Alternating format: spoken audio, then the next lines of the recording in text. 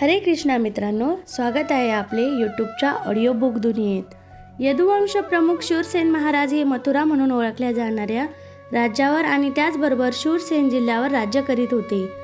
त्यांच्या राजशासनामुळे मथुरा ही सर्व यादव राजांची राजधानी बनली। यदुवंशातील कुटुंब अत्यंत धार्मिक होती आणि जसे भगवान श्रीकृष्ण द्वारकेत शाश्वतपणे निवास करतात तसे मथुरेत देखील शाश्वत निवास करतात याचे त्या सर्वांना ज्ञान होते आणि मथुरा ही यदुवंशीय राजाची राजधानी होण्यास हे दुसरे कारण होते। एके समयी शूरसेनाचे पुत्र वसुदेव नुकतेच देवकीबरोबर विवाह झाल्यानंतर नववधू समवेत रथात बसून घरी चालले होते। देवकीचे पिता देवक यांनी प्रचूर हुंडा दिला होता, कारण आपल्या मुलीवर त्यांचा अत्यंत स्नेह होता। त्यांनी सुवर्णाने अलंकृत केलेले शेकडो रथ वसुदेवांना दिले होते। त्या समयी उग्रसेनाचा पुत्र कंस याने स्वेच्छेने आपली भगिनी देवकी हिच्या प्रसन्नतेसाठी वसुदेवांच्या रथाच्या घोड्याचे लगाम हाती घेतले। हरे कृष्ण।